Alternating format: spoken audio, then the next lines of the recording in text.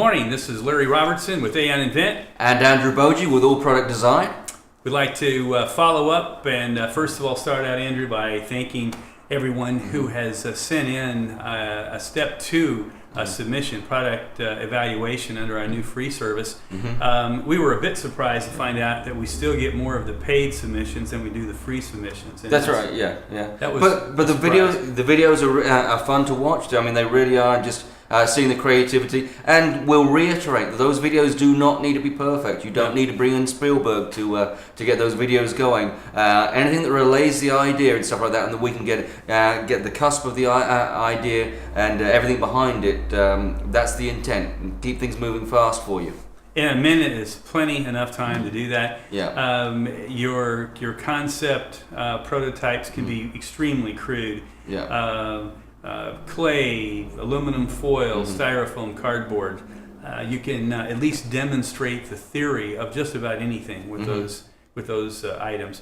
So let's talk a bit about the subject matter itself, Andrew, because we've been getting a great deal of these submissions, and frankly, a lot of them aren't really inventions. They're not even product concepts. They're, in some cases, just a collection of existing products. Or a brand strategy or something like that. More than those kinds of things. Exactly. Yeah. And to help all of you identify the problems that you can solve in a way that could create a commercial opportunity for you, look inside your own world for starters.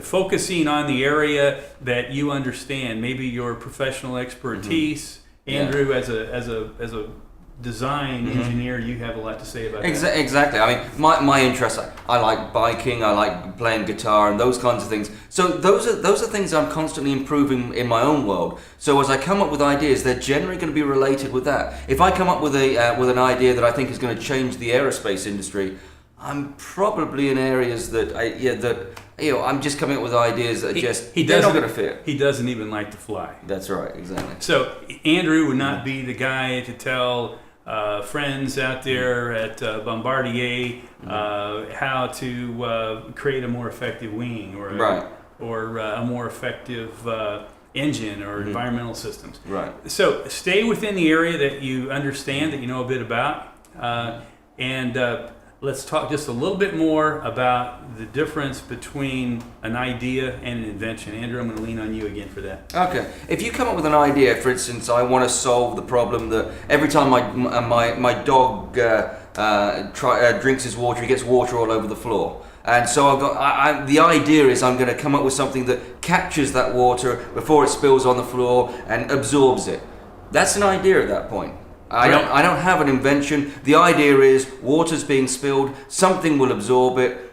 That's where it goes. Once I get into designing the idea of a secondary reservoir, absorbent material, those kinds of things, now I start getting to the area of an invention and those things that can be catalogued.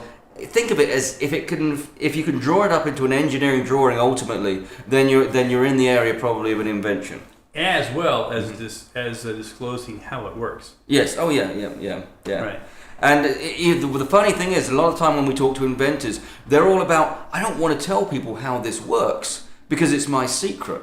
But when you're really putting things into a patent situation, the whole point is that you're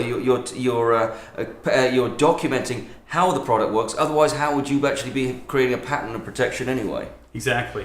And in the area of protection.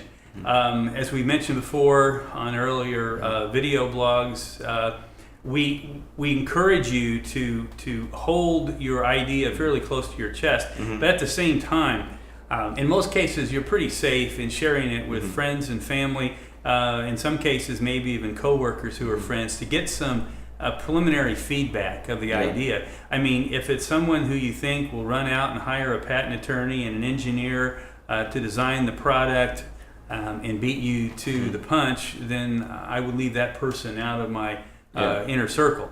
But in most cases, that's not going to happen. Yeah, what you don't want to do though is, now I've got this idea, I've run it by my uncle and this guy at work, and they all think it's a good idea. Now I'm going to go and make myself a YouTube video, post it online, and those kinds of things, get some discussions going and stuff like that. And then maybe in 3 years' time, you'll start to think about doing something about it because you've had all this feedback. And we get situations like that. These people have put ideas out there. They're so far that they really compromise their position.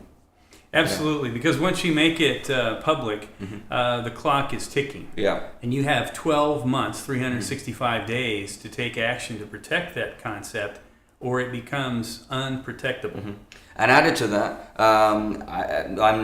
as I understand it, the law now has the first to file as being the person protected by the patent. So if somebody runs out and patent protects it before you, you could be in a heap of trouble as well. Creates a very complicated situation. We run into that a lot, even with in some cases in collaborative efforts with. Individuals, 2 or 3 individuals get together, they work out a solution to a problem, often coming up with a good commercial concept. And then we run into, and we've got a couple right now, one in particular that we think is an extraordinary idea that we could take to market almost immediately. And unfortunately, the only thing holding us back is we have 2 friends who are now in a somewhat of a squabble over who contributed what and what percentage and how the concept should be split up between them. So that's very complicated. So that's our suggestion for this week. We would encourage you, ask your friends, family, let them know what we're doing here at Aon Invent. We're getting a lot of support. Thanks very much to our friends in the consumer product industry and retail industry who have shown a lot of interest in what we're doing. And excited to see the best concepts after they ran through our Step 3 system. So we appreciate everyone for their support and also the support we're getting out there in Facebook and LinkedIn. Thanks so much, and we'll look forward to hearing from you very soon.